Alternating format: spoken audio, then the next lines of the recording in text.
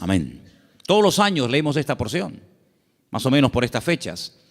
Creo que es bueno leerla para que estemos informados de todas las cosas previas y posteriores que ocurrieron durante el nacimiento del Mesías, de nuestro Señor Jesucristo. Hoy leía esta misma historia, pero en otra versión. Y en vez de aparecer la palabra magos, aparecía la palabra sabios. Nos dice la Biblia de dónde vinieron, pero no nos dice cuántos vinieron. Es curioso que la tradición, en las cabalgatas famosas, días antes de los reyes, siempre aparecen tres, que incluso hasta se han atrevido a ponerle nombre: Melchor, Gaspar y Baltasar. Va a saltar. Dos blancos y uno moreno. ¿Os dais cuenta que yo he leído la porción y no dice cuántos eran, ni cómo se llamaban? Podían ser 3, o 10, o 5, o 4. Uno no, porque habla de magos, de sabios, por lo tanto mínimo 2. Pero la Biblia no da el dato de 3. ¿Y los nombres? Tampoco. ¿Qué peligro tan grande corremos cuando nos inventamos las cosas y en vez de ceñirnos a lo que nos dice la fuente, que es la Biblia, comenzamos a oír y a prestar atención a tradiciones, a mitos, a cuentos, y comenzamos a ponerle nombre a personajes que la Biblia ni les da el nombre ni el número? ¿De dónde viene entonces el tema de que eran 3? Bueno, todo esto tiene una explicación, no bíblica, pero la explicación que le han dado es que representan a los 3 continentes conocidos de aquel tiempo: Europa, Asia y África. Uno representando a cada uno de los continentes que en aquel momento se conocían, puesto que Oceanía y América en aquel momento prácticamente no aparecían por ninguna parte. Pero tampoco tenemos base bíblica para decir esto, porque los 3 o los 4 o los 8 todos vinieron del mismo sitio. No vino uno de África, otro de Europa, otro de Asia y allí se encontraron. No, venían juntos. Y venían los 3 juntos con un propósito. Y vinieron todos dirigidos de la misma manera.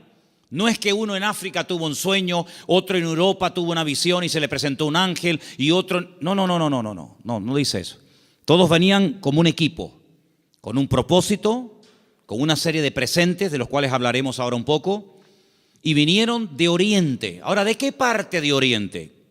Tampoco con exactitud lo sabemos, porque si ustedes se centran en Israel, toda la geografía bíblica parte de Israel. Eso siempre tienen que tenerlo presente. Cuando habla del norte, pero del norte, ¿desde dónde? Desde Madrid, desde Jerusalén, desde Roma. Toda la geografía bíblica siempre parte de Jerusalén. Cuando se habla del norte, pues tienes que coger un mapa, meterte en Israel y decir, ¿qué país queda en el norte? ¿Qué país queda en el sur? Cuando habla del mar grande, ¿de cuál habla? ¿Del Caribe? ¿Del Pacífico? ¿Del Caspio? No, el mar grande es el que está más cerca de Israel, que es el mar Mediterráneo, el Mare Nostrum, que está al oeste. Cuando habla del oriente, pues tienes que mirar desde Israel, no desde donde tú has nacido, porque si no, no encajan las cosas. Desde la geografía bíblica tienes que mirar qué países quedan al este, al oriente, de donde sale el sol. Bueno, hemos escuchado y hemos leído todo tipo de explicaciones, que si eran de la China, algunos dicen que venían de Babilonia, otros dicen que venían del Cáucaso, de tantos lugares, ¿verdad?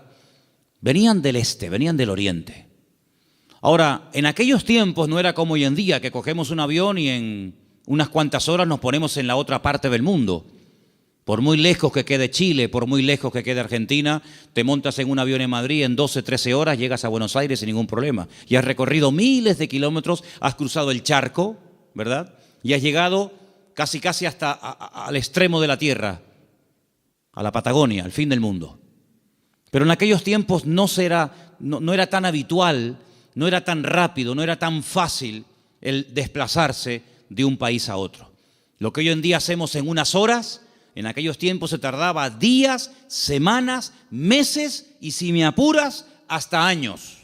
Fíjate, por ejemplo, que cuando hemos ido a Israel, cuando yo les llevo a ustedes a Galilea y les muestro el camino real que aún existe, yo les he dicho, estando allí, que se tarda una semana desde Galilea hasta Nazaret y un poquito más hasta Jerusalén. Una semana, dentro de un país. Ahora, ¿cuánto tardaron estos sabios o estos magos o astrólogos? ¿Cuánto tardaron de Oriente hasta llegar hasta donde el lugar donde había nacido el Señor?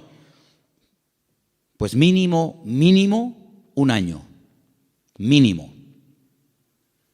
¿En qué nos basamos para decir que tardaron como mínimo un año? Cuando uno lee la palabra, uno tiene que prestar atención al contexto, a todo lo que nos cuenta la historia, no solamente a unos cuantos versículos, sino a todo el contexto de la historia, situarnos en el momento de la época y tomar nota de una serie de detalles que nos aportan información que aparentemente no son importantes, pero son muy importantes. La imagen que la mayoría de la gente tiene del nacimiento de Cristo es más o menos así. Encontramos, y por ahí vamos a ver ahora en estos días, si no es que lo han puesto ya, lo que llaman los belenes, los portales, ¿sí? Y van a ver al niño en una cunita, su madre a un lado, el padre a otra, unos ángeles que están allí, los camellos fuera, los magos que entran dentro y se postran delante del niño, detrás una burra, detrás una vaca, ¿sí o no? Esa es la imagen que la gente tiene. Pero eso no es verdad, rotundamente falso.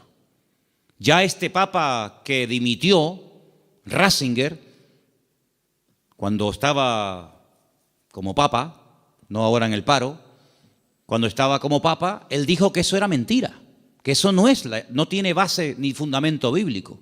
Allí no estaban todos juntos, el niño, la madre, los animales, los magos, los pastores.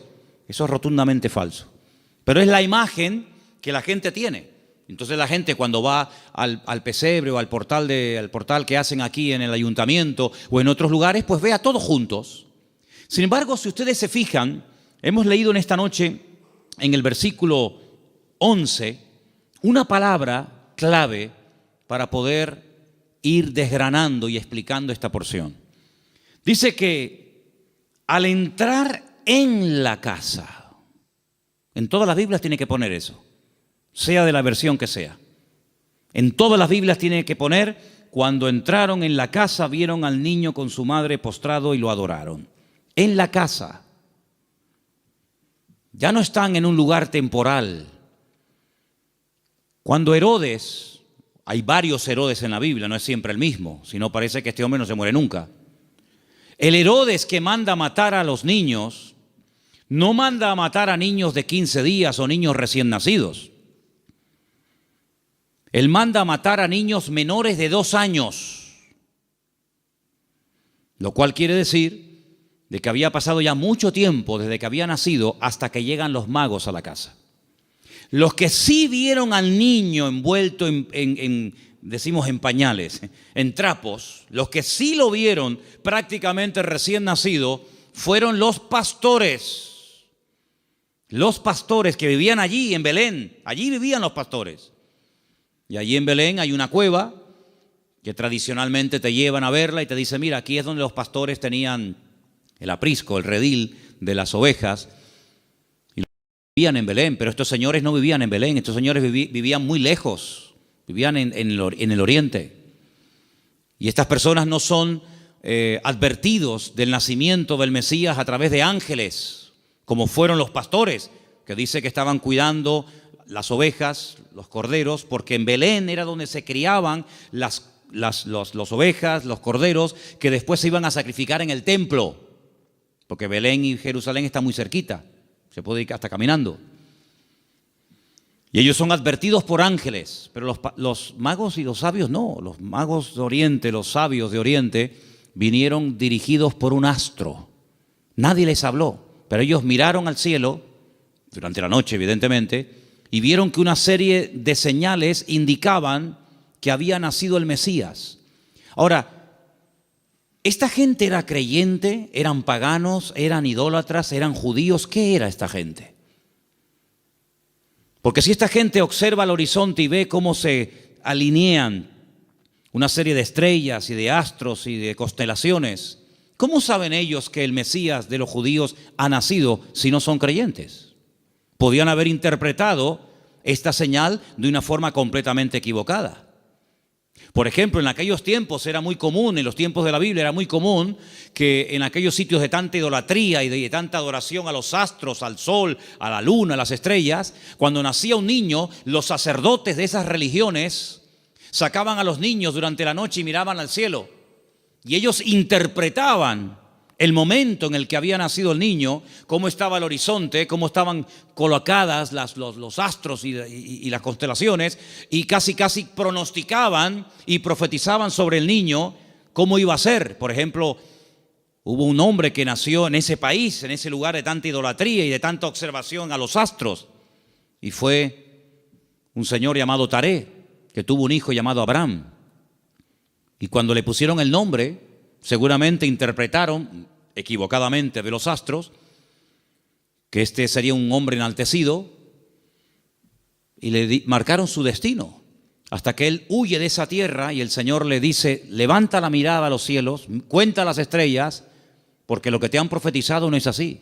¿Cuánta gente queda marcada por la visita a un mago, a un astrólogo, a un curandero o a un adivino, y alguien le dijo que su hija o su hijo, su marido o su esposa o tú o no sé quién iba a pasar esto, esto y esto, y esa palabra falsa quedó ahí impregnada, pero como tú la has creído, a esa mentira tú la alimentas y le das fuerza, y el diablo se mueve en la mentira, el diablo se mueve en la ignorancia. Entonces te dice: no, es que tú vas a tener un niño pero se va a morir a corta edad.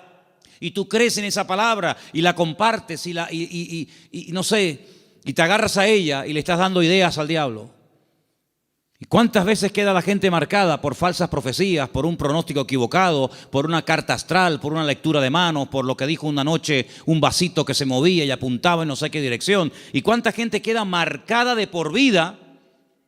Y creen que van a estar enfermos, que van a morir jóvenes, que el marido se va a ir con otra, etcétera, etcétera, porque han creído una mentira. Y si la verdad te hace libre, la mentira te esclaviza y te amarga y te oprime la vida. Pero estos hombres, cuando miraron ellos creían que aquel Leo y aquellas estrellas, ellos creían que aquello tenía un propósito y una razón. Y ellos no dijeron: ¿será que van a ser un rey en nuestra tierra? ¿Será que va a haber una catástrofe, un tsunami, un terremoto? No, ellos no se equivocaron. Ellos interpretaron correctamente aquello y se ponen en marcha. Y como mínimo, te dije antes que tardaron un año. Y ellos no van yendo por todos los países preguntando: oye, ¿será aquí? ¿Será allí? Como aquellos que aquella noche, cuando oyeron la palabra profética del Señor que dice: uno de vosotros me va a entregar, todos dijeron: seré yo, seré yo, seré yo, seré yo, todos menos uno que dijo quién es. Los magos, los sabios de Oriente no comenzaron a ir por Europa, por África, diciendo: será por aquí, será por allá. No, esa estrella, su estrella, no una cualquiera, su estrella, esa señal profética marcada en el cielo, indicaba en una dirección. Ellos seguían y llegaron nada más y nada menos que al sitio correcto, al país correcto y al pueblo correcto, Belén de Judea. Y cuando llegan allí, a Herodes, que era el rey que los romanos habían puesto como un títere, le preguntan: ¿dónde está el rey de los judíos? Porque su estrella hemos visto en el oriente y venimos a adorarle. Le están haciendo esta pregunta a un rey. No le están haciendo esta pregunta a un esclavo. No le están haciendo esta pregunta a uno que encuentran por la calle, sino que van al palacio, al Herodión, que aún se puede visitar en Belén, ¿verdad? Y le están preguntando al rey, que supuestamente es el rey de los judíos: ¿dónde está el rey de los judíos? Porque venimos a adorarle. Y ellos reconocen que ese con el que están hablando no es. Claro, por eso dice que se produjo una consternación. La gente comenzó a decir: oye, han venido gente de lejísimos, cargados con unos presentes y unos regalos, una fortuna en oro, en incienso y en mirra. Y dice que vienen a adorar al rey de los judíos y dicen que su estrella han visto en el oriente, y estas noticias corrieron hasta Jerusalén y se produjo un tumulto tremendo porque la gente decía: ¿pero a quién se refieren? Es decir, había nacido el Mesías, profetizado durante siglos y siglos, y nadie se había enterado. Fue como un nacimiento secreto. Nació el Mesías, del cual habló Isaías, Jeremías, Ezequiel y tantos profetas, y nadie se había dado cuenta.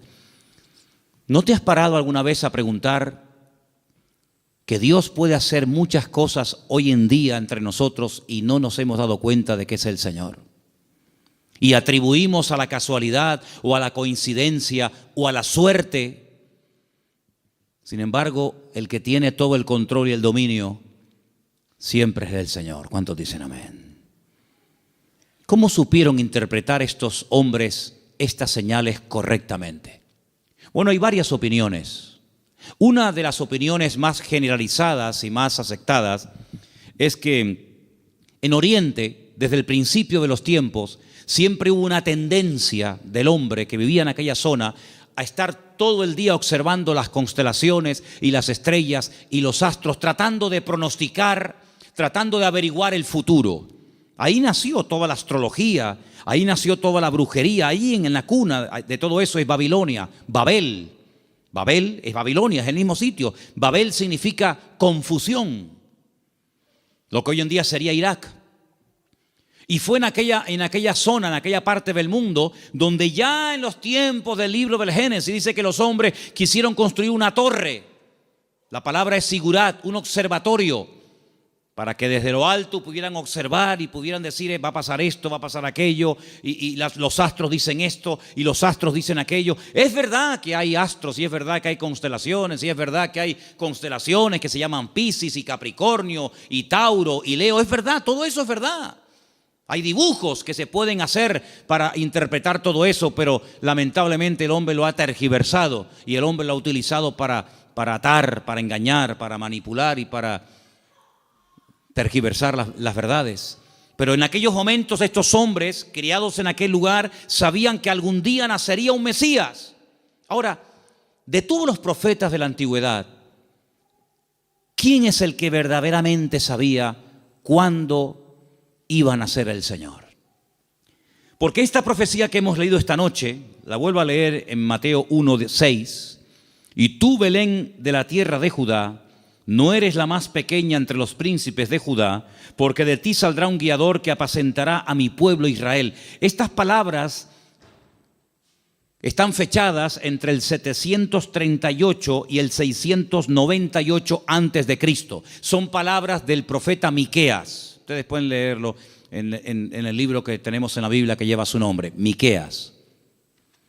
Pero hubo un profeta que sabía el día exacto en el que el Señor Jesucristo vendría en su primera venida a este mundo, y era el profeta Daniel. El profeta Daniel tuvo una revelación tremenda, muy amplia, y él sabía perfectamente que si se comenzaba a contar, nosotros contamos hacia adelante, ellos contaban hacia detrás, ¿verdad? Si se comenzaba a contar desde que se les permitiera retornar a Jerusalén, restaurar las murallas, él sabía perfectamente cuándo nacería el Mesías.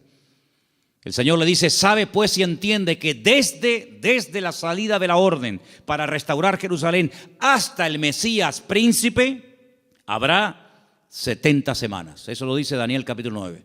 Desde hasta. ¿Cuándo empezamos a contar? Desde que salgan y comiencen a restaurar la ciudad y comiencen a levantar el templo. Desde que salgan hasta que venga pasarán 70 semanas. Pero claro, como expliqué en su momento, 70 semanas son 490 días. Y no hay 490 días desde que Nehemías, Esdras y Zorobabel reconstruyen la ciudad de Jerusalén hasta Cristo. No hay 490 días, hay muchísimo más. Entonces, ¿qué es lo que pasa? También expliqué en su momento, y quiero solamente recordarles, que la forma de contabilizar el tiempo en la Biblia y según el pueblo de Israel varía mucho de cómo contamos nosotros el tiempo. Partimos de la base de que nuestro calendario no es el calendario bíblico. Nuestro calendario es un calendario mandado a hacer por un papa llamado Gregorio.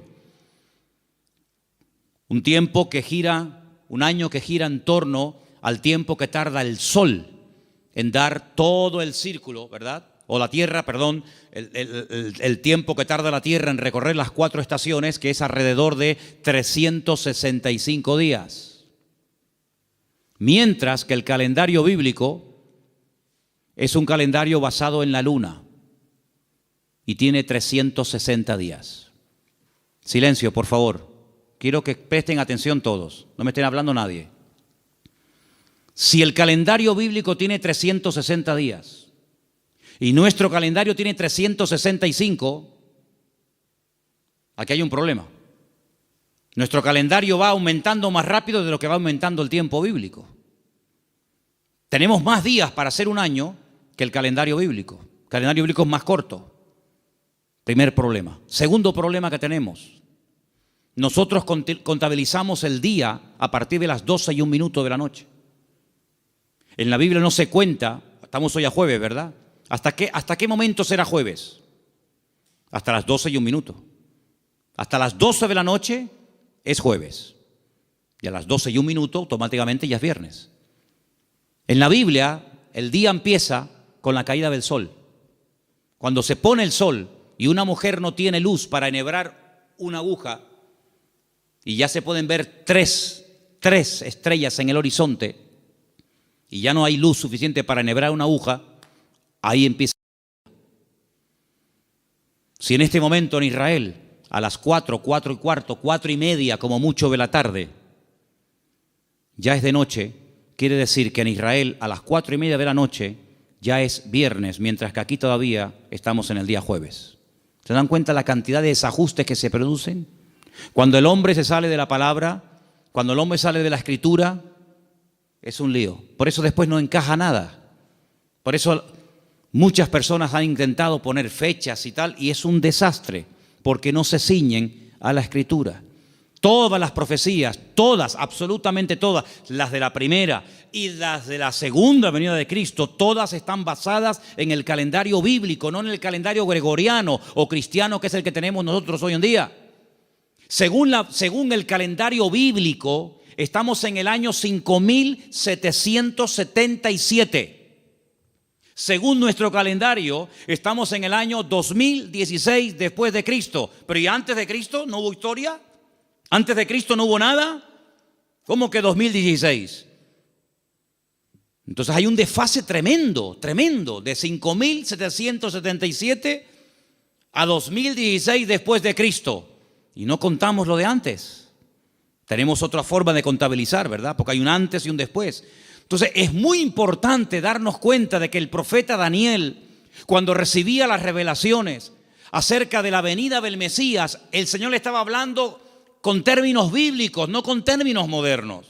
Y cuando el Señor le dice 70 semanas, Daniel, sabe pues y entiende, escucha esto, desde que salgáis hasta que venga el Mesías príncipe, pasarán 70 semanas, pero resulta de que en el pueblo de Israel y según la Biblia, y esto está demostrado en el libro de Levítico, las formas de contar los días y las semanas también son diferentes. ¿Por qué? Porque nosotros llamamos semanas a un grupo de 7 días. Y 7 días para nosotros es una semana. Claro, y para todo el mundo. Pero además, en la Biblia se llama semana a un periodo de 7 años. Es decir, si le preguntas a un niño cuánto tiempo tiene, te puede responder de 2 maneras. A la manera nuestra y te dice, yo tengo 7 años. O te puede decir, yo tengo una semana. Y tú dices, ¿cómo va a tener esta niña una semana? Qué grandes son los niños en Israel, ¿no? Pero tienes que multiplicar, ¿verdad?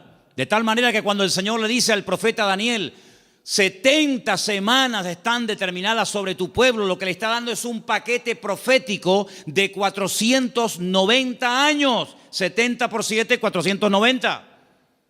Y esos 490 años, hay diferentes bloques, diferentes características, diferentes sucesos, diferentes acontecimientos, que cuando tú lo sabes interpretar, pues tú dices, efectivamente, 483 años 483 años, multiplícalo por años de 360 y te va a dar el número exacto de días que hay desde que salieron de Babilonia y restauraron Jerusalén hasta que entró el Mesías. Pasaron 483 años. Pero dice, pero son 70 años, 70 semanas. Y la última semana, los últimos 7 años, son los famosos 7 años de la gran tribulación. Y todo encaja. La Biblia es matemática pura. Es la única ciencia exacta, las matemáticas. En todas partes del mundo, 2 y 2 son 4. En todas partes del mundo. Por encima del Ecuador y por debajo del Ecuador, 2 y 2 son 4. En todas partes del mundo. Es una ciencia exacta, ¿verdad? No se puede cuestionar. No es que aquí 2 y 2 son 4, allí son 3 y medio, allí son 8. No, en todas partes es igual. Y el Señor usa la matemática de Él, el tiempo de Él, el calendario de Él, para preparar a los pueblos, para preparar a las naciones, para preparar a su pueblo, para que aquel día no nos sorprendan las cosas como ladrón en la noche. Entonces estos hombres seguramente tenían la información que tenía el profeta Daniel. Y junto con la información del profeta Daniel y la observación meticulosa de los astros y de las estrellas, automáticamente dijeron: el tiempo se ha cumplido. El tiempo se ha cumplido del nacimiento del Mesías. Y ellos se ponen en marcha. Y cuando llegan, pues ya el niño no es un niño recién nacido. Ya el niño no está en un pesebre. El niño está en una casa. El niño está en una casa. Es interesante notar que en el pesebre estaba José y María, pero en la casa está solamente María, ya no está José. Y estos detalles es importante darse cuenta, porque son los detalles que nos van a ayudar a tener toda la información, todas las piezas del puzzle, y vamos a poder decir: amigo, los que vieron al niño recién nacido fueron los pastores. Y los magos o los sabios de Oriente, cuando vinieron, no vieron a un niño recién nacido. Vieron a un niño de 1 año, año y medio, máximo 2 años. Es muy diferente. Ahora, es interesante que Herodes, es decir, no se toman decisiones políticas, no se hacen edictos reales hasta que le llega la información de los sabios o de los magos a Herodes. Mientras tanto, Herodes estaba tranquilo, pero en el momento en el que estos hombres le dicen: es que el motivo de nuestra visita a Belén, ellos no son de aquí, el motivo de que estemos aquí tan lejos de nuestra tierra es que venimos a adorar a un rey que nos ha dicho, nos ha guiado el Señor, y sabemos que tenemos que venir a adorarle. Jamás un rey, jamás una persona se le ocurriría visitar a un rey con las manos vacías, porque era un insulto. Era una provocación, era el no reconocerme. ¿Cómo te atreves a venir a visitarme a mí con las manos vacías? No me estás reconociendo como rey. Si tú me reconoces y te sometes y me respetas, tienes que traerme siempre un presente. Y por eso ellos vienen cargados con muchos kilos, hermano, ¿no? A veces vemos en las obras de teatro, en las películas, vemos una cajita ahí ridícula. Date cuenta, hermanos, que José era un hombre que tuvo que cerrar su negocio y se tuvo que ir al extranjero a vivir durante un tiempo. Y este hombre, cuando llega a Egipto con un niño pequeño, con su mujer, él no tiene trabajo, él es un extranjero. Los judíos no eran muy bien vistos en Egipto porque siglos atrás los judíos, a través de otro judío llamado Moisés, habían destrozado el país de Egipto. Por lo tanto, no iba a ser nada fácil para un extranjero abrirse camino en Egipto. Pero tú no te preocupes, el Señor siempre va adelante. Cuando tú haces tu parte, no te quepa la menor duda de que el Señor siempre va a hacer la suya. Eso lo he enseñado yo hasta la saciedad. Algunos hacen caso y otros no hacen caso. Pero los que hacen caso y hacen su parte y se mueven en fe, el Señor siempre les sorprende. Ahora, los que están esperando que se llene la piscina para tirarse, ni con la piscina llena se tiran, porque no se van a tirar. El creyente tiene que andar por fe y no por vista. Ellos se dirigen hacia Belén, el lugar donde estaba escrito que tenía que nacer el Mesías, porque, hermanos, había tantos datos, tanta información, tantas profecías sobre el nacimiento y sobre la vida del Mesías, que era imposible cumplirla todas. No las voy a mencionar todas, evidentemente, pero se tenían que dar más de 150 profecías en aquel que decía que era el Mesías para poder reconocerlo, valga la redundancia, como el Mesías. Si una persona decía, yo soy el Mesías, y se le preguntaba, ¿de dónde tú eres? ¿Dónde has nacido? Y te decía, yo nací en Capernaum, tú no puedes ser el Mesías. Aunque hagas milagros, aunque prediques muy bonito, tú no puedes ser el Mesías. ¿Por qué? Porque tú no has nacido en Belén de Judea. Por lo tanto, si alguien se levantaba y decía, yo soy el Mesías, y predicaba y hacía milagros, qué bien, ¿será este el Mesías? ¿Cómo te llamas? Yo, Santiago, Jacobo. Tú no puedes ser el Mesías. ¿Por qué? Porque el Señor dice cómo se iba a llamar el Mesías. Si alguien se levantaba y decía, yo soy el Mesías, he sanado enfermos, mudos, ciegos, paralíticos, he resucitado muertos, he limpiado leprosos, y la gente se quedaba con la boca abierta. Si a alguien se le ocurría de preguntarle, ¿de qué tribu eres? ¿Cuál es el origen de tu familia? Y te decía, yo soy de la tribu de Neftalí.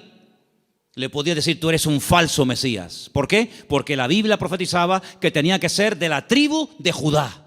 No de otra tribu, sino de la tribu de Judá. Por lo tanto, hermanos, era prácticamente imposible que en una persona coincidieran todos los detalles de Belén de Judea, de una joven que nació como nació, de la tribu de Judá, etcétera, etcétera, etcétera. Más aparte, todas las profecías que tenían que llevarse a cabo durante su ministerio público, aparte cómo lo iban a crucificar, porque el Mesías tenía que morir crucificado, no podía morir de viejo, no podía morir de un tiro, de una flecha, de un arco, de una jabalina, no podía morir de un infarto, tenía que morir crucificado entre dos malhechores, no entre 10, no entre 2. Y no le podían partir ni un solo hueso. Eso es imposible, a un crucificado que no le partan ni un hueso. Se los partieron al de la izquierda, se los partieron al de la derecha, pero a Jesús no.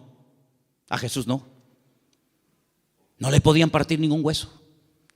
Y iba a morir como un inicuo, como un pecador, como un vil pecador, pero iba a ser enterrado como un rico. Tantos y tantos detalles que era prácticamente imposible. Pero suponte, imagínate que de los 150 detalles proféticos que tenían que cumplirse en él, una persona cumpliera 149.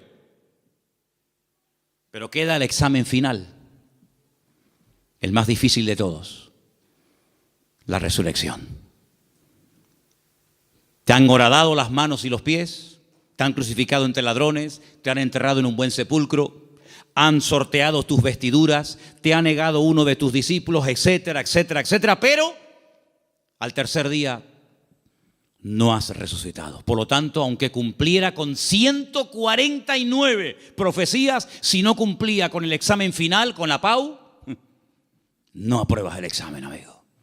Por lo tanto, hermanos, cuando estos hombres se ponen en marcha, no es por emociones, no es por un sentimiento pasajero, sino es porque están coincidiendo tantas cosas que ellos van en fe y en obediencia, guiados milagrosamente a través del desierto, probablemente un viaje de más de un año hasta llegar a Belén de Judea. Cuando ellos llegan y le dicen a Herodes que vienen a adorar al Señor, resulta de que le presentan 3 tipos de regalos. Vamos a leerlos nuevamente, por favor. Estamos en Mateo capítulo 2, versículo 11. ¿Lo ponemos? Mateo 2, 11. Al entrar en la casa vieron al niño con su madre María y postrándose lo adoraron. Y abriendo sus tesoros le ofrecieron presentes, oro, incienso y mirra. Algunos comentarios dicen que Daniel, cuando recibió la revelación, que la tenemos en la Biblia, por si te interesa conocerla, del nacimiento del Mesías, y también de su reinado, pero estamos hablando de su primera venida, Daniel vivía en el palacio con el rey Nabucodonosor, ¿os acordáis, verdad? Después con Belsasar y después con otros también. Dicen los comentarios que Daniel no tuvo descendencia, seguramente lo hicieron eunuco, que era lo más probable, y no tuvo descendencia. Pero dice que era uno de los hombres más ricos de todo el país. Después del rey, el que más autoridad, el que más prestigio y reconocimiento tenía, era Daniel. Así de claro, igual que José en Egipto, que después de Faraón el que mandaba era José. Casi podríamos decir que mandaba más José que Faraón. Toda esa fortuna, toda esa riqueza no se la quedaron sus hijos porque, repito, no tuvo. Y algunos dicen que puede ser que estos sabios, guiados como ya hemos dicho, milagrosamente, llegaron hasta Belén y esta fortuna, porque no era una cajita así, era una fortuna en oro, en incienso y en mirra, que a lo mejor tú dices, bueno, yo de las tres cosas me quedo con el oro. Y el incienso y la mirra, bueno, vamos a ver, todo lo que la Biblia relata, todo lo que ocurre en la palabra de Dios, todo tiene una razón de ser, ¿sí o no? No hay nada casual. ¿Por qué la Biblia dice que eran 153 peces los que pescaron? ¿Ah? ¿Por qué dice la Biblia que comieron 5,000 hombres? ¿Por qué dice la Biblia que le regalaron oro, incienso y mirra? ¿Qué más da? Le hicieron presentes, le hicieron regalos. ¿Y qué más da? No. Lo dice. ¿Te le trajeron qué le trajeron? ¿Ropas? No. ¿Joyas? No. ¿Comida? Tampoco.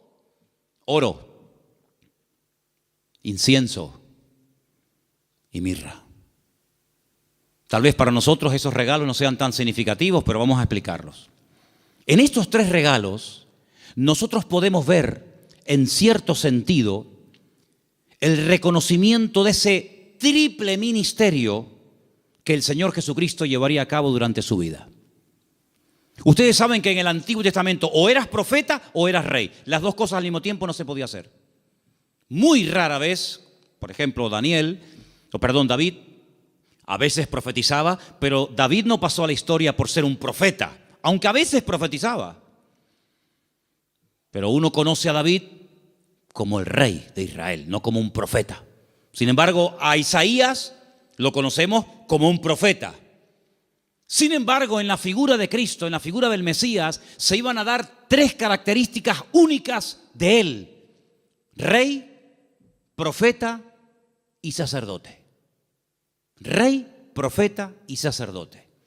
El oro representa en cierto sentido la realeza del Señor Jesucristo, porque Él es el Rey de reyes y Señor de señores. Nadie dijo amén, pero lo es. Él es el Rey de reyes y el Señor de los señores. Nació como rey, lo crucificaron diciendo que era un rey y volverá a este mundo como un rey. Cuando nació dijeron, hemos venido a adorar al rey de los judíos. Era un niño, 1 año y medio, 2 años, pero era un rey. Todavía no se manifestaban sus poderes, sus milagros, pero era un rey. Cuando murió en una cruz, él no lo dijo, pero Pilato dijo, quiero que le pongan encima de la cruz un título, una placa donde ponga en 3 idiomas para que todo el mundo lo entienda, en latín, en hebreo y en griego. Quiero que pongan, este es el rey de los judíos. Es increíble. Cuando Pilato le dice, pero tú eres un rey, ¿sí o no? Y dice, yo para esto he venido a este mundo. Pasa que todo tiene su momento y todo tiene su lugar. Cuando oramos en el Padre Nuestro, lo leemos o lo mencionamos, hay una parte que recordamos que Él es rey. Cuando decimos, venga tu reino, y no hay reino sin rey, y no hay rey sin reino. Por lo tanto, Él es un rey. Y en ese presente del oro, moneda internacional, dicho sea de paso, porque con oro puedes ir a cualquier parte del mundo, se reconoce que Él era un rey. De hecho, ellos dicen, venimos a adorar a un rey, pequeño, pero al fin y al cabo rey. Luego resulta de que el Señor Jesucristo era profeta, era la voz del Padre, era el que anunciaba las buenas nuevas de salvación a los quebrantados de corazón, a los ciegos, a los prisioneros, a los pobres. Él proclamaba el mensaje, era un profeta. Y ahí lo vemos, hermanos, como la mirra. La mirra era lo que se utilizaba, ¿verdad?, en los ungüentos para ungir a las personas. Y con ese elemento de la mirra vemos que se le reconoce su ministerio profético. ¿Cuántas veces profetizó el Señor? ¿Recuerdan alguna profecía que dijo el Señor? Yo recuerdo muchas. Por ejemplo, una muy sencilla, pero que se cumplió literalmente. En una mesa se queda mirando a todos y les dice, ¿sabéis una cosa? Esta noche uno de ustedes me va a traicionar. ¿Cómo? ¿Nosotros? Eso no puede ser. Nosotros somos tus discípulos. Lo hemos dejado todo para estar contigo. Pero él profetizó. Eso es una palabra profética. No se había cumplido. Uno de vosotros me va a traicionar, uno de vosotros me va a negar. Y se cumplió literalmente, aunque el que lo iba a hacer dijo, no, aunque todos te abandonen, yo nunca te abandonaré. Y resulta que el que más habla es el que es. Ay, amigo. Yo recuerdo una profecía que dijo el Señor, muy larga, por cierto, la tenemos enterita en Mateo 24. En los últimos tiempos se levantará nación contra nación y reino contra reino, y la maldad se multiplicará, pero el que persevere hasta el fin será salvo. Estamos viendo cómo la maldad se ha disparado de una forma increíble, hermanos. Increíble. Raro es el día que usted no ponga la televisión a la hora de las noticias y no oiga tragedias y tragedias y tragedias y más tragedias. Si no es en Alemania, es en Francia. Si no, en Siria. Si no, en Jordania. Si no, en Grecia. Siempre por todos los lados. Hablábamos de Sodoma y Gomorra, pero ¿cuántas ciudades hoy en día han ganado en maldad a Sodoma y Gomorra? Antes había una Sodoma, antes había una Gomorra, ahora hay miles de Sodomas y de Gomorras, miles. La maldad se va a multiplicar. Falsas doctrinas, falsas enseñanzas, terremotos, pestes. Hermano, ¿cuántas palabras dio el Señor? Una palabra profética que dijo, vete, tu criado ha sido sanado en esta misma hora. Eso es una palabra profética. Estaba allí, pero cuando llega... Estaba sanado y dice, ¿a qué hora fue sanado? Y dice, a tal hora. Y dice, a esa hora fue cuando él me dijo que iba a ser sanado. Profeta fidedigno, siempre anunciando la verdad, la palabra de Dios claramente. Y como sacerdote, ahí tenemos representado el incienso que subía continuamente a la presencia de Dios, recuerda el ministerio sacerdotal. Pero algunos de ustedes dirán, pero Cristo no podía ser sacerdote. Porque los sacerdotes eran de la tribu de Judá, de la tribu de Leví. Y Jesús, como tú acabas de decir, no era de la tribu de Leví. Era de la tribu de Judá. Los de Judá no podían ser sacerdotes. Es verdad, tienes razón. Pero Jesús no es sacerdote según la tribu de Leví, sino Jesús es sacerdote según Melquisedec, rey de Salem. Porque los levitas desaparecieron. Pero el sacerdocio de Cristo es constante, permanente y eterno por los siglos de los siglos. Amén. ¿Te das cuenta? Por lo tanto, todo encaja de una forma perfecta. Oro, incienso y mirra. Ahora puedes salir corriendo a Egipto como extranjero, no tienes trabajo, nadie te va a abrir las puertas, pero tú no te preocupes. El hombre te cerrará las puertas, pero Dios que va delante de ti te abrirá todas. ¿Cuántos dicen amén?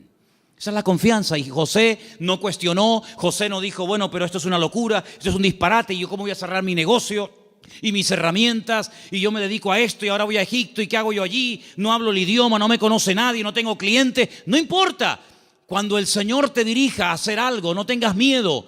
Dice la Biblia que el que pone su mano en el arado y mira atrás, el surco le sale torcido y no sirve. Pero nosotros no andamos por emociones, por sentimientos. Y lo dije una vez, lo que está claro en la palabra, no busque confirmación. Hay gente, no, es que yo quiero ver lo que Dios me dice, que ya te lo dijo. Tú no tienes que orar para ver si es la voluntad de Dios invitar al domingo al culto al vecino.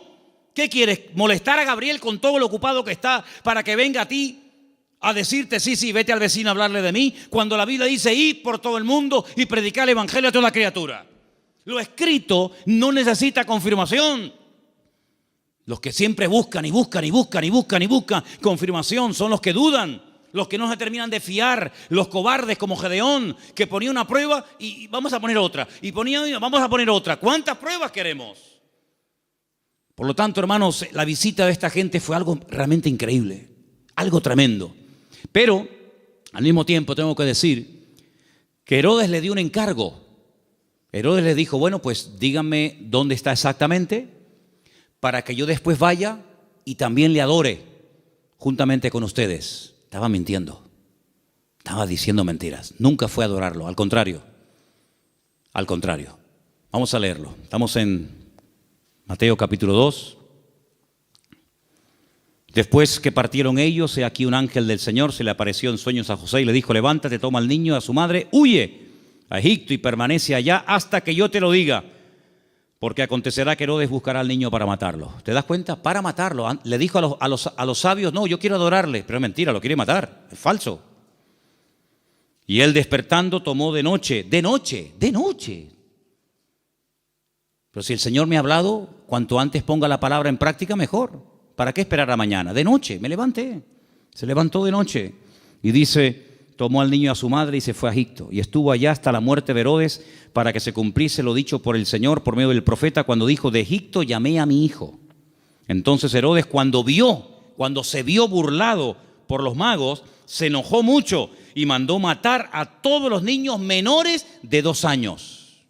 Si el niño estaba recién nacido, no tiene ningún sentido promulgar un edicto real para matar a un niño de 1 año, año y medio, 2 años, no tiene sentido. Pero es que ya te vuelvo a repetir, el niño ya hacía mucho tiempo que había nacido. Pasa que los magos habían tardado mucho tiempo en llegar. Entonces dice que mandó a matar a los niños menores de 2 años que había en Belén y en todos los alrededores conforme al tiempo que había inquirido de los magos. Es curioso que cuando le interesaba tener una información se movía, pero cuando no quería cumplirla se hacía el loco, ¿no? Entonces se cumplió lo que fue dicho por el profeta Jeremías, otra palabra más cumplida. ¿Qué decía la palabra? Voz fue oída en Ramá, grande lamentación, lloro y gemido. Raquel, que llora a sus hijos y no quiso ser consolada porque perecieron. Pero después de la muerte de Herodes, he aquí un ángel del Señor le apareció en sueños a José en Egipto y le dijo, levántate, toma al niño y a su madre y vete a la tierra de Israel, porque han muerto los que procuran la muerte del niño. ¿Cómo iba a saber José en Egipto sin WhatsApp, sin Facebook, sin ordenador, sin nada, que ya puedo volver a casa? ¿Cómo lo puedo saber? Toda la información que necesitamos saber la sabe el Señor. Y cuando el Señor te diga, vuelve otra vez, fíate, porque el Señor sabe perfectamente que el tiempo de la muerte de Herodes ha llegado.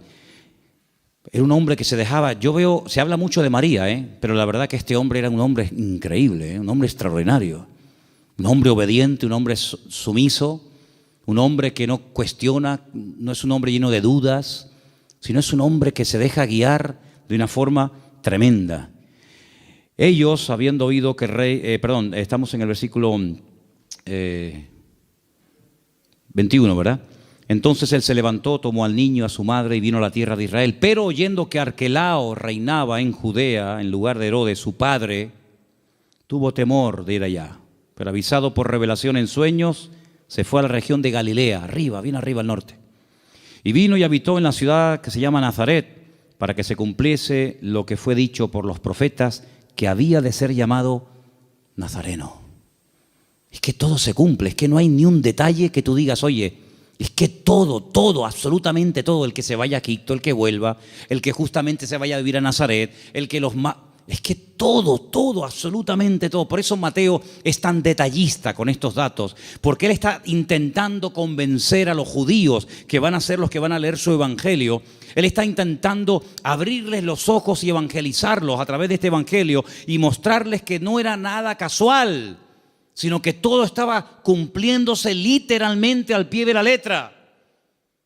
Y todo era para que se cumpliera lo dicho por el profeta, para que se cumpliera lo que profetizó el Señor, para que se cumpliera.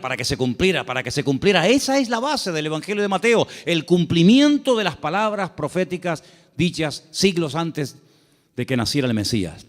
Ahora, si saltamos un momentito, y quiero leerlo rápidamente, en Lucas, capítulo 2, hemos leído Mateo 2, en Lucas capítulo 2, dice en el versículo 8, que había pastores en la misma región que velaban y guardaban las vigilias de la noche sobre su rebaño. Y aquí se les presentó un ángel del Señor y la gloria del Señor los rodeó de resplandor, tuvieron gran temor, pero el ángel les dijo, no temáis, porque aquí os doy nuevas de gran gozo, que será para todo el pueblo, que os ha nacido hoy, no ayer, no hace una semana, hoy os ha nacido en la ciudad de David. ¿Cuál es la ciudad de David? Belén. Si David también era de Belén, era de allí. Un Salvador que es Cristo, el Señor. Esto será de señal. Hallaréis al niño envuelto en pañales, acostado en un pesebre.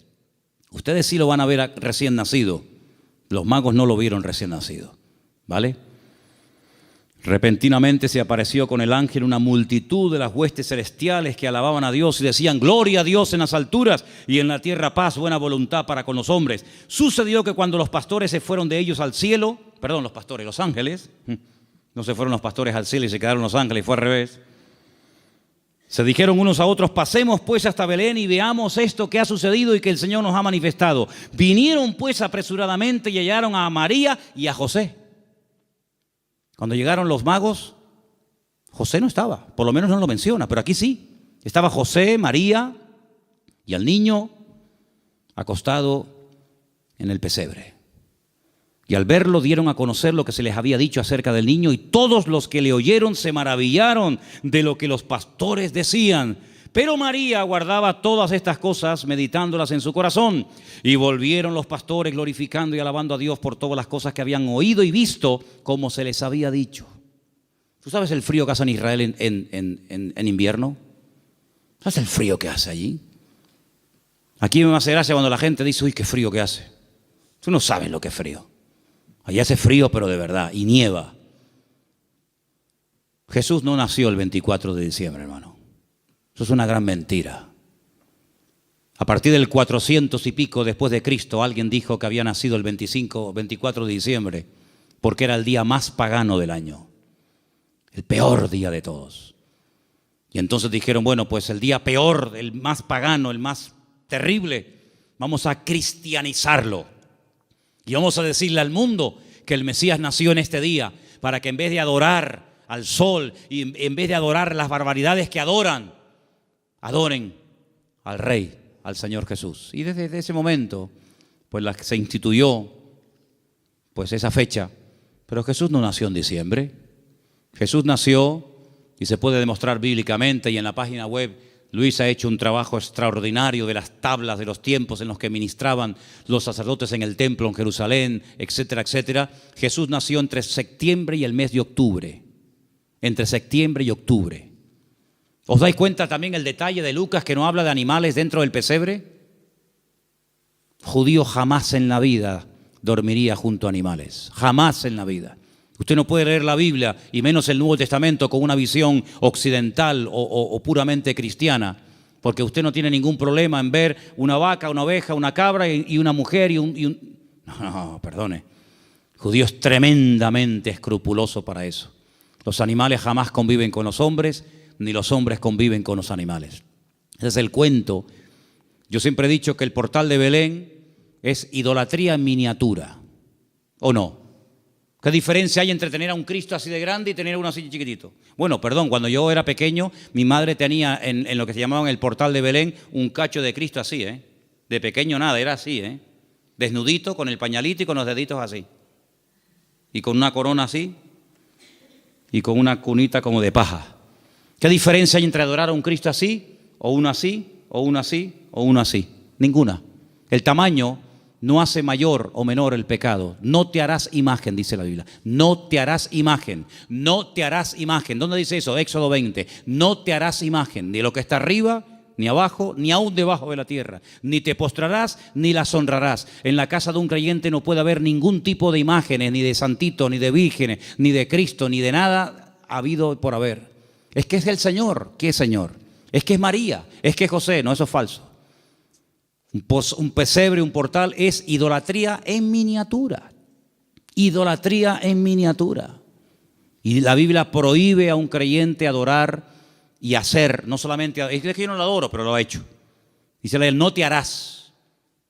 Porque no solamente dice no adorarás, sino dice no te harás. ¿Qué diferencia hay? Bueno, yo no la adoro, pero la ha hecho, por lo tanto es lo mismo. Eso no es de Dios. Eso no es de Dios. Entonces, queridos hermanos, no nació en diciembre, porque dice que estaban cuidando las vigilias de la noche. Los pastores en diciembre no están al aire libre pasando frío, con nieve y con temperaturas bajo cero, sino que están guardados. Era la fiesta entre septiembre y octubre, era una fiesta, por eso todo estaba lleno. No había lugar, claro. ¿Por qué no había lugar? Tanta gente hay en aquellos días, en aquel lugar. En aquellos días sí. ¿Por qué? Porque era la famosa fiesta de los tabernáculos, la fiesta de Sucot. Y se tradujo la palabra Sucá por la palabra pesebre, y así todo quedó bonito. Era una cabaña improvisada donde él pudo estar con su mujer dando a luz, pero nada de vaquitas, ni cabras, ni ovejas, ni animales dentro en absoluto, para nada, para nada. Por lo tanto, hermanos, lo que tenemos que hacer es leer más la palabra, prestar atención a lo que dice la Biblia, menos películas y menos clichés que tenemos en la cabeza que nos han metido de que somos pequeñitos. Y sobre todo, hermanos, quiero terminar diciendo esto. Y el domingo lo voy a repetir hasta la saciedad, me lo vais a escuchar. ¿Habéis escuchado en estos días la palabra Jesús, la palabra Cristo? Yo no la he escuchado por ningún lado. Yo no la he escuchado. Papá Noel, bengalas, piñata, langostino, sidra, árboles, cintitas, todo lo que usted quiera, regalos, todo lo que... Pero a Jesús, todo esto, la fiesta es en torno a ¿quién? ¿Quién es el protagonista de la historia? ¿Quién es este señor gordo, vestido de rojo, que nos lo quieren meter hasta en la sopa? ¿Quién es este tipo? ¿Quién es este señor? ¿De dónde viene este señor? De San Nicolás, dicen los venezolanos, el San Nicolás, Papá Noel, Santa Claus. Santa Claus. Yo al único santo que conozco es al Señor Jesucristo, Señor de señores y Rey de reyes. No conozco a ninguno más. Hermano, o nos vamos a la Biblia o nos salimos de la misma. El protagonista en estos días no es Papá Noel, no son los magos, no es el arbolito. El protagonista tiene que ser nuestro Señor Jesucristo, que aunque el mundo diga que ha nacido en diciembre, bueno, está bien, diciembre, enero, ¿qué más da? Lo importante es que tenemos que recordar de una forma especial, una vez al año, que el Señor Jesucristo vino, pero ¿vino para qué? ¿Para qué vino? ¿Para qué vino? Y todo eso, Dios mediante, lo explicaremos el domingo, porque el tema del programa del domingo es ¿qué es la Navidad? Y lógicamente para explicar lo que es la Navidad, tendré que explicar previamente lo que no es la Navidad. Pero hermano, nosotros no entramos en ese juego de consumismo. Si usted el 24 por la noche no puede tener la mesa llena de comida, no se preocupe, no pasa nada, hermano. El protagonista no somos nosotros, regalo va, regalo viene. Pero ¿a quién le llevaron los sabios regalos? ¿A quién? ¿A José? ¿A María? ¿A quién fueron a adorar? ¿A quién queremos adorar nosotros, hermano? ¿No lo queremos adorar a Él? ¿Al Señor tu Dios adorarás y a Él solo servirás? Pues todo este tinglado, este negocio y este comercio que ha inventado el hombre, que muchos negocios están esperando que llegue la Navidad para ver si vendo más, para ver si... Hermanos, esto no tiene nada que ver, esto no tiene nada que ver. Nosotros queremos dar testimonio de que el Señor vino a este mundo para morir por nosotros en una cruz y resucitar y perdonar nuestros pecados. Eso es a lo que vino el Señor. Que en cierto sentido, sí, fue un día alegre el día de su nacimiento, pero también fue el principio del fin. En el sentido de que ese niño hermoso y bonito y anunciado por ángeles y profetizado por centenares de profetas ha nacido para morir y morir de una forma terrible, terrible. Y nosotros sabemos todo eso y vamos a decirle al mundo, hermano, amigo, él vino para esto, pero nadie habla de Cristo, ni en la 3, ni en la 5, ni en ningún canal, ni en ninguna radio. Nadie habla del verdadero motivo por el que adornamos las casas, por el que se adornan las ciudades. Nadie habla de Él. Y sin Cristo, ¿la Navidad qué es? Nada. Hay muchos creyentes que se endeudan hasta aquí en diciembre y después llegan a enero y han tirado tanto de la tarjeta de crédito para comprar regalos para el abuelo, para la abuela, para el primo, para el cuñado. ¿Pero qué es esto? ¿Esto qué es? ¿Tú vas a entrar en ese juego? Entonces tú no has entendido nada del Evangelio, amigo. ¿Tú has entendido el Evangelio? ¿Tú eres cristiano de verdad? Pues si has entendido el Evangelio y eres cristiano de verdad, vivamos estos días como el Señor quiere que lo vivamos. Y quiero solamente decir algo. Hace años decidimos en la iglesia no poner árboles. ¿Sabéis por qué? Porque ese día, que después dijeron que Cristo había nacido en ese día, ¿saben cómo se adoraba?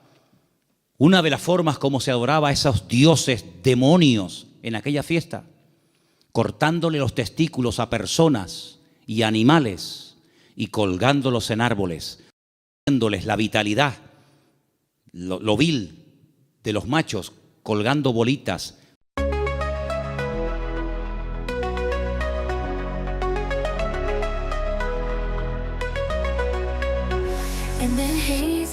on dreams I wander through the night, lost in a sea of stars where your whispers take flight.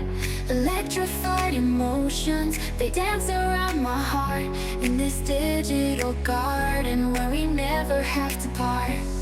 Shadows blend with colors as the beat sets me free. Every note a memory, every rhythm you and me. Echoes of you in synth waves, feel you near in the pulsing haze. It's such a world where we collide. You lost the rhythm in my mind, in my mind. With the glow of city lights, our shadows intertwine in this kaleidoscope of love where the past and future align.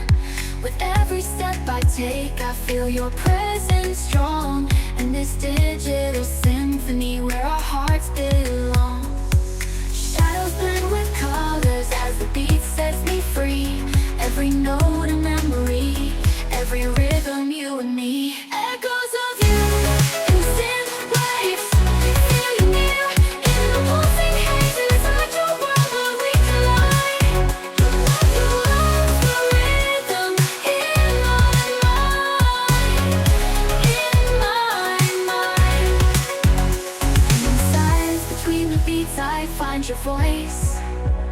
In the flicker of the lights I see your choice. Together in this dream we'll never fade. In the echoes of our love will always stay. Echoes of you in the synth waves, feel you near in the pulsing haze. It's such a world where we collide. You lost the rhythm in my mind. Music fades away in the quiet of the night. Your echoes stay with me in the softest synth light. In this digital garden where our love resides. In the echoes of you, I'll always confide. As the music fades away in the quiet of the night, your echoes stay with me in the softest synth light. In this digital garden.